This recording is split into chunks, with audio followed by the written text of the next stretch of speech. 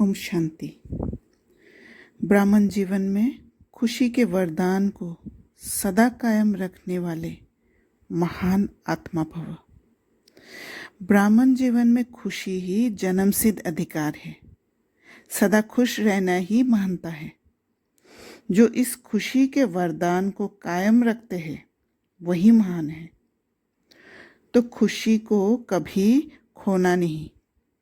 समस्या तो आएगी और जाएगी, लेकिन खुशी नहीं जाए, क्योंकि समस्या परिस्थिति है, दूसरे के तरफ से आई है, वह तो आएगी जाएगी। खुशी अपनी चीज़ है। अपनी चीज़ को सदा साथ रखते हैं, इसलिए चाहे शरीर भी चला जाए लेकिन खुशी नहीं जाए। खुशी से शरीर भी जाएगा तो बढ़िया और नया मिलेगा। तो चेस में चेक तब कहते हैं जब राजा खतरे में होते हैं, और राजा को तब बचाने का 3 तरीका है। पहला है खतरे को हटाना, दूसरा है राजा को सेव कर देना, तीसरा है खतरे को ब्लॉक कर देना। तो राजा कौन होता है? जिसके पास बहुत सारा खजाना हो। राजा के पास खजाना नहीं हो तो गरीब को कोई नहीं मानेगा। दूसरे कब्जा करने की कोशिश करेगा और सफल हो जाएगा। इसलिए राजा बनने के लिए पहले बाबा से सर्व खजाना प्राप्त करना होगा। वह मिलेगा वर्षे के रूप में। बाबा ने भंडारा खुला छोड़ दिया। लेने का काम हमारा है, पर मिलेगा बच्चों को। इसलिए बालक बनना ज़रूरी है खजाना लेने के लिए। अगर यहाँ मालिक बन गया तो खजाना का ज़रूरत ही नहीं। खजाना को अपना प्रॉपर्टी बनाने के लिए बालक बन, माना जो सरेंडर बुद्धि होगा, अशुद्ध अहंकार नहीं होगा। एक एक ज्ञान के खजाना को प्रोसेस कर समझना होगा। समझने से ही लेना हुआ।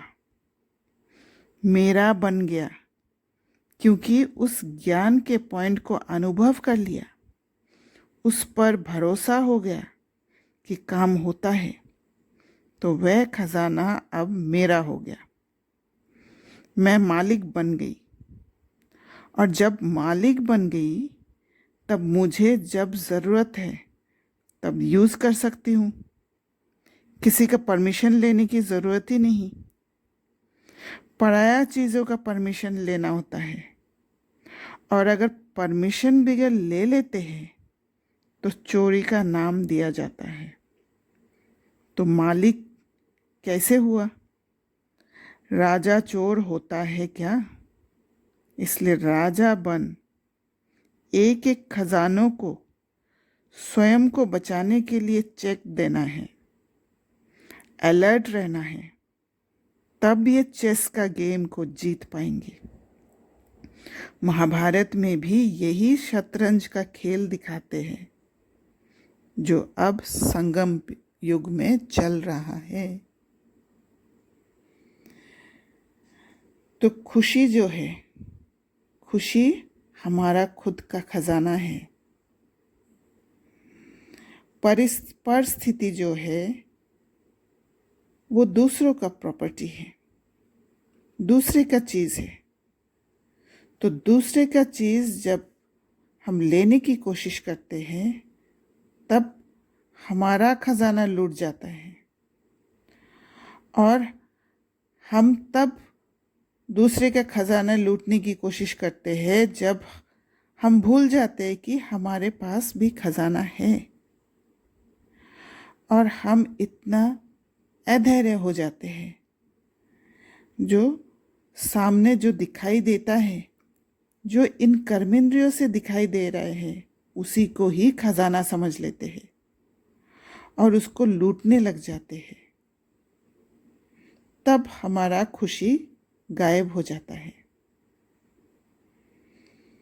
इसलिए हर पल अपने पास जो भी खजाना है उसको संभाल करना है और उसी को ही मालिक बन यूज़ करना है।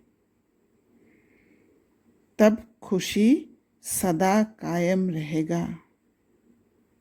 अच्छा, ओम शांति।